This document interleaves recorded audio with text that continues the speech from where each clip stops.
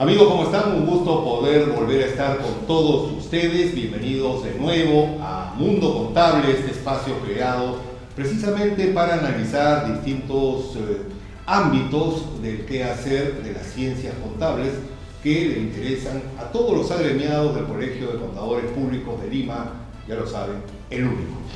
Hoy nos va a acompañar aquí, como ya lo ha hecho en anteriores oportunidades, el magíster contador público colegiado Héctor Villalobos, socio de auditoría y consultoría en H&B Grupo Consultor Empresarial, y vamos a tocar un tema que no habíamos tocado antes, es el Plan Contable General Empresarial. ¿Qué significa? ¿Qué aplicaciones tiene?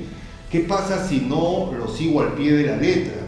¿Qué ocurre si formo parte de una asociación, de un consorcio, y la otra empresa es de índole internacional? ¿Qué plan se aplica, el de origen o el peruano? Todo esto lo vamos a conversar con Héctor, a quien le damos la más cordial. Álvaro, un gusto. No, al contrario. Un gusto poder volver a estar con usted aquí. Hagamos un poco de historia. El anterior plan, o lo que se denominaba plan, venía del año 84 y lo regía en esa época la CONACEF. ¿Qué pasó en el interín? Hace algunos años nomás se decidió actualizarlo y ya incorporarle estándares internacionales. ¿Esa fue la motivación? Correcto, sí, si nos basamos un poquito en el antecedente, si bien es cierto, después del 84 vino una versión de Plan Contable General Empresarial, porque anteriormente se denominaba Plan Contable General Revisado. El Plan Contable General Empresarial se establece en el 2010, que es aquella que se encuentra homologada, ¿sí?, bajo el estándar de normas internacionales de información financiera. Sin embargo, desde el 2010 hasta el 2019, porque sufrió una modificación en el 2019, ¿qué es lo que ha sucedido? Que los estándares internacionales, llámese, digamos, NIF o IFRS, han sufrido también modificaciones, enmienda, nueva emisión de normas, como por ejemplo la entrada en vigencia tanto de la NIF número 9, la NIF número 15, ingreso de actividades ordinarias, la NIF número 16, reconocimiento de ingreso, en este caso ingreso de actividades ordinarias procedente de contratos con clientes.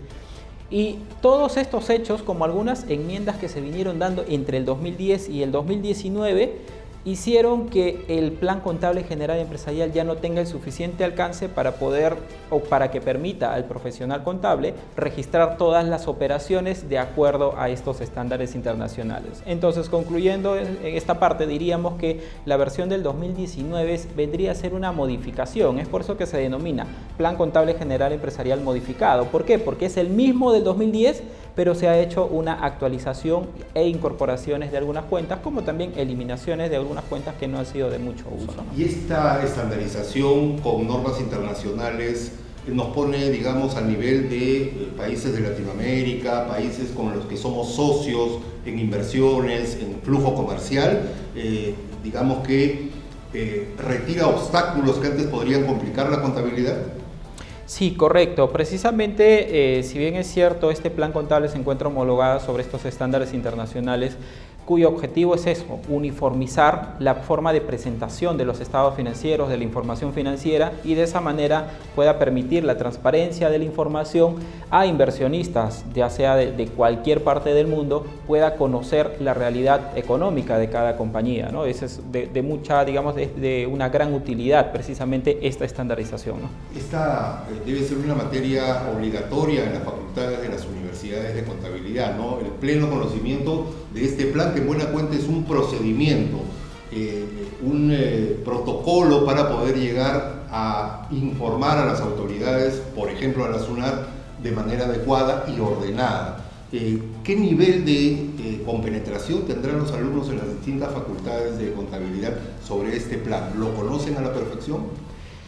Mira, en la práctica o dentro de la currícula sí se aplica, porque es precisamente el estándar que se encuentra vigente o que al día de hoy tendríamos que aplicar para el reconocimiento o para agrupar nuestras transacciones, ¿no? Precisamente utilizaste una palabra clave que es protocolo. ¿Por qué? Porque debemos recordar lo siguiente. Si bien es cierto, el plan contable, digamos, el fin que cumple es unificar partidas mediante codificación. ¿Para qué? Partidas de la misma naturaleza, para que de esa manera podamos presentar la información financiera en nuestros estados financieros de manera agrupada bajo una misma naturaleza. ¿Pero bajo qué criterio? Bajo el criterio, ¿sí?, establecido por las normas internacionales de información financiera. Entonces, al día de hoy, al tener ya un mayor protagonismo de las normas internacionales de información financiera en la currícula universitaria, también entra de aplicación, ¿sí?, el hecho de poder conocer a mayor profundidad el desarrollo del Plan Contable General Empresarial. Es de aplicabilidad tanto para el sector público como para el privado, ¿no es así? Al ser un protocolo tiene uso en todo el espectro de la contabilidad a nivel nacional. ¿Dónde se producen los mayores errores? En el sector público, me imagino, conociendo la casuística de problemas con las gestiones, me imagino que también habrán problemas de no seguir este protocolo del Plan General Contable. ¿Qué hacer si es que hay errores en su aplicación? ¿Puede la empresa o la institución sufrir alguna consecuencia por su no aplicación o su mala aplicación? Sí, correcto. Haciendo un pequeño paréntesis, si bien es cierto, a nivel de plan contables, sector, como bien mencionas, ¿no?, sector público tiene también su propio plan contable general empresarial. Si hablamos específicamente del plan contable general empresarial, precisamente está regida por normas internacionales de información financiera, las cuales se establecen sobre la base de empresas o entidades que tienen un fin lucrativo, ¿no? Es más, el Plan Contable General Empresarial hace mención que se puede incluir algunas o se puede adaptar para algunas asociaciones o entidades que no tengan el fin lucrativo. O sea, no es que voy a establecer tal cual, ya que el modelo va más que nada para empresas del sector, digamos, que tienen un fin de lucro, pero también tenemos otras entidades como es el sector financiero que también manejan su propio plan de cuentas. ¿Por qué? Porque a nivel de sector público, a nivel de sector privado o que empresas que tienen sector, digamos, fines lucrativos, como también el sector financiero, tienen naturalezas distintas. Ahora, el cumplimiento o el incumplimiento, tal como comentas, de acuerdo a las especificaciones de cada plan contable, bueno, sí, definitivamente implica, sobre todo si nos centramos en el Plan Contable General Empresarial, implica una infracción, implica una sanción e incluso hasta del lado tributario, porque dentro de la legislación tributaria se establece que se debe cumplir, ¿sí?, con la correcta reconocimiento y medición, o sea, no directamente, pero sí indirectamente, estableciendo que se debe cumplir con la norma contable vigente. Sin embargo, ese camino para llegar a la correcta medición, ¿sí?, medición posterior, reconocimiento inicial y presentación, es precisamente el Plan Contable General Empresarial, ¿no? Y hemos visto algunos casos con clientes en el cual la Administración Tributaria ha identificado una mala aplicación de la dinámica contable y producto de esa mala aplicación posiblemente ha tenido efecto en el resultado del ejercicio, contribuyendo a un mayor pago o menor pago de impuestos, y es ahí donde viene la infracción precisamente, ¿no? Muy bien. ¿En qué parte de este protocolo es donde, según su experiencia, se han presentado los mayores problemas, ¿no? Por ejemplo, en la clasificación, en el catálogo de cuentas, ¿en qué parte es donde hay la mayor falla que, según su expertise, debería incidirse más en los profesionales de contabilidad para que tengan más cuidado? Sí, perfecto. Si de pronto nos centramos al sector empresarial, que es de pronto más donde, digamos, estoy involucrado, sector privado, particularmente, por ejemplo, en la clasificación de los anticipos, entre los anticipos y el momento de reconocimiento del ingreso. ¿El criterio que me lo da? Me lo da las normas internacionales de información financiera, sí, pero el plan de cuentas me da la opción de poder reconocer un código, ¿sí?, de clasificación tanto de anticipos recibidos como anticipos otorgados. Entonces, esa clasificación muchas veces no lo realizo de manera oportuna.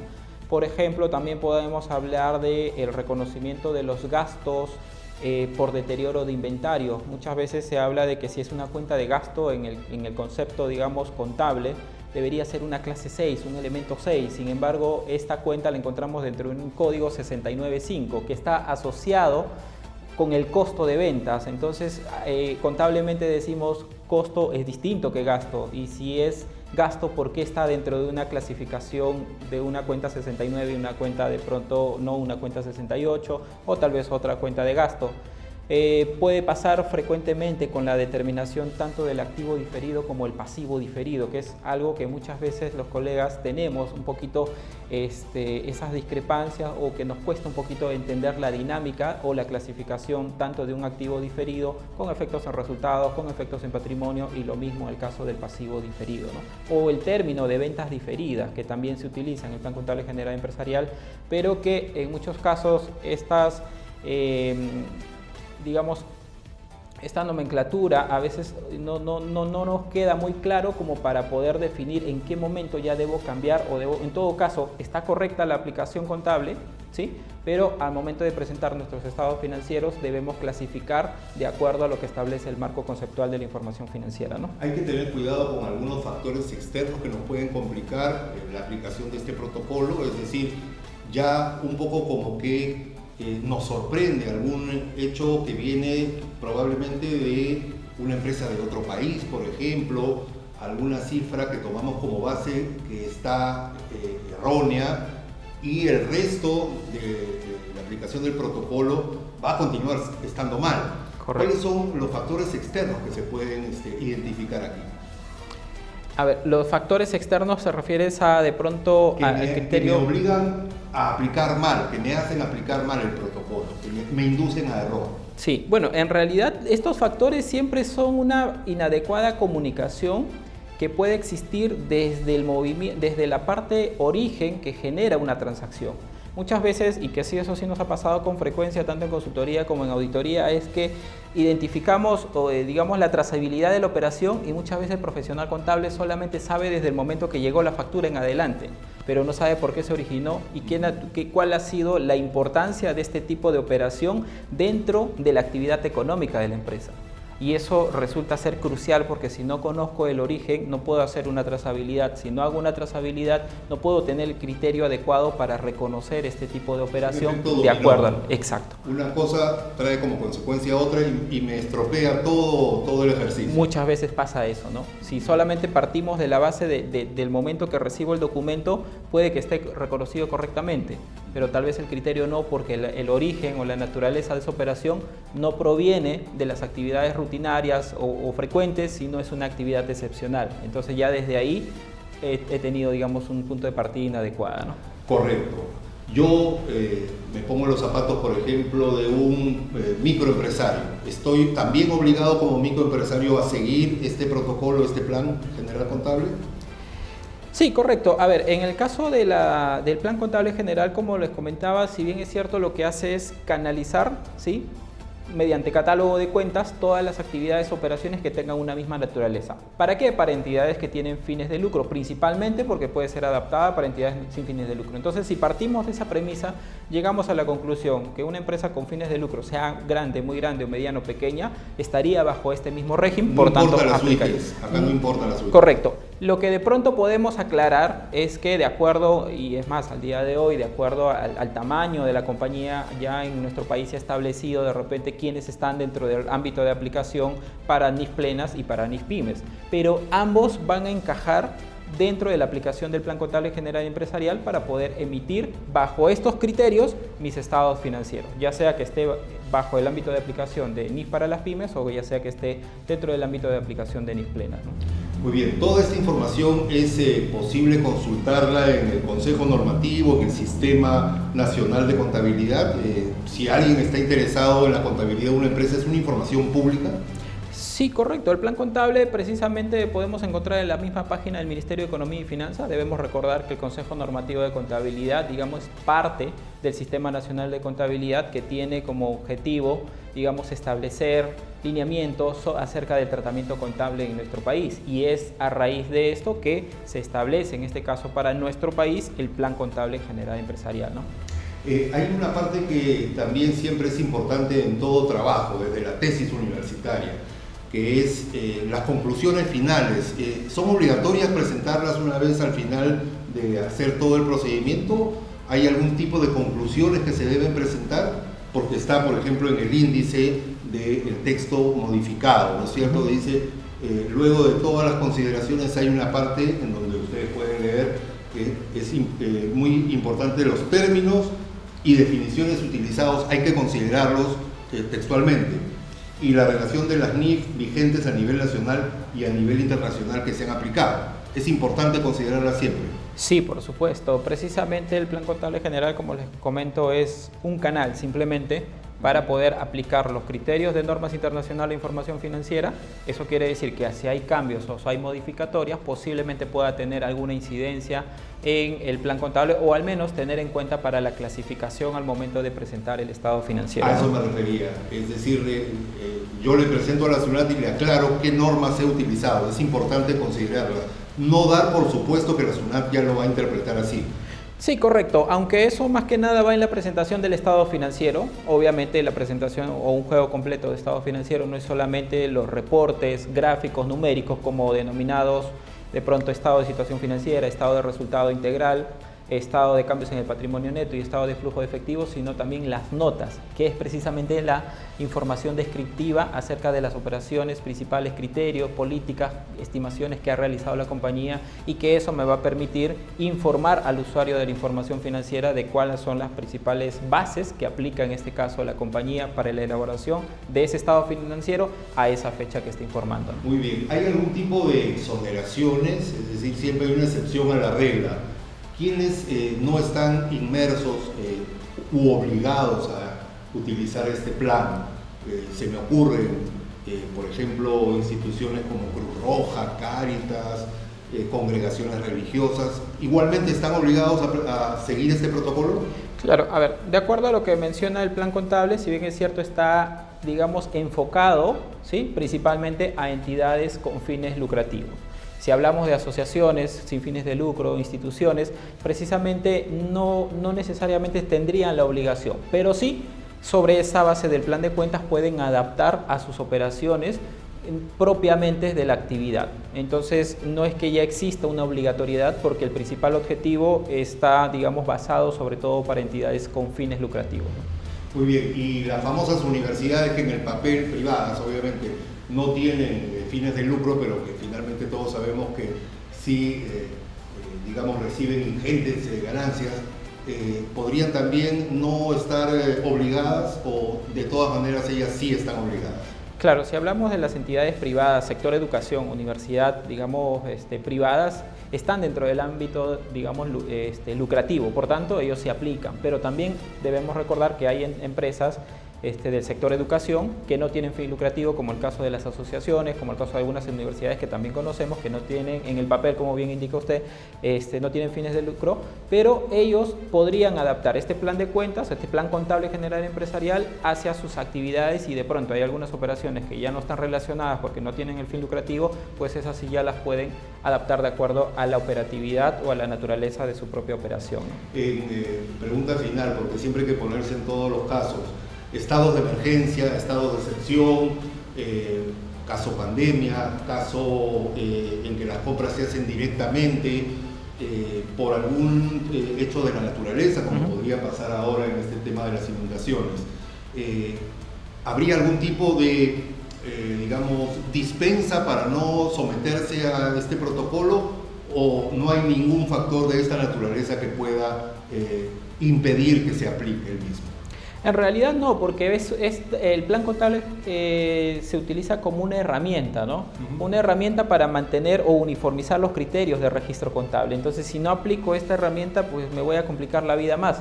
Porque si yo aplico mis propios criterios para clasificar una cuenta de activo, para una cuenta de pasivo, y que esto no es concordante, o luego viene otro contador y aplica otro criterio, pues entonces definitivamente el resultado no va a ser fiable, y eso no es el objetivo de la presentación del estado financiero, ¿no? Ahora, a nivel como bien comentas, de pronto dispensa que pueda existir para alguna entidad, directamente no las hay, porque todas precisamente tendrían que aplicar este marco, digamos, este esquema o catálogo de cuentas para poder uniformizar y clasificar su información financiera, ¿no? El plan contable general viene a ser a lo que a los abogados resulta ser el Código de Procedimientos Penales. Es un orden que hay que seguir, ¿no es cierto?, a la hora de impartir justicia. En el caso de ustedes, los profesionales de la contabilidad, un protocolo que necesariamente tienen que ajustarse al mismo. Claro, o de pronto podríamos decir que en este caso el equivalente vendrían a ser las NIF, pero para cómo llego desde el papel del criterio de reconocimiento y medición hacia mi contabilidad. Digamos, en el medio del camino se encuentra el plan contable como una herramienta, no como una base para establecer el criterio, sino como una herramienta para uniformizar códigos y de esa manera poder aplicar adecuadamente el criterio. De pronto yo lo vería de esa manera, ¿no? Muy bien, clarísima su explicación. Héctor, muchísimas gracias. No, gracias a ti por la esperamos invitación. Esperamos otra oportunidad para que con esa misma calidad didáctica nos pueda aclarar, y sobre todo a los miles de nuestros agremiados, temas tan importantes en el quehacer del mundo de los contadores, del Colegio de Contadores Públicos de Lima, y ya saben ustedes, es el único. Será hasta una nueva edición de Mundo Contable. Muchísimas gracias.